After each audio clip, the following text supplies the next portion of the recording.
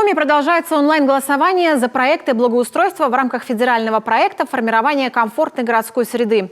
Он нацелен на повышение качества и комфортности среды для жизни. Под ремонт подпадают как общественные пространства, так и дворовые территории.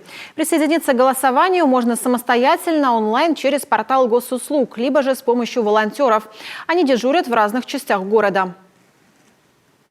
Мы спрашиваем их номер телефона, мы его вводим в приложение, на котором мы проводим голосование, на котором проходит голосование.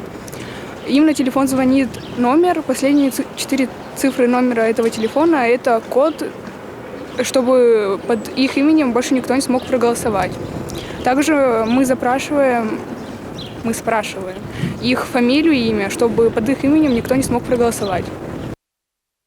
Данный проект зародился еще в 2017 году. С этого момента, благодаря неравнодушию граждан, в Коми активно продвигается благоустройство общественных территорий, набережных и парков, и города нашей республики приобретают новый качественный вид.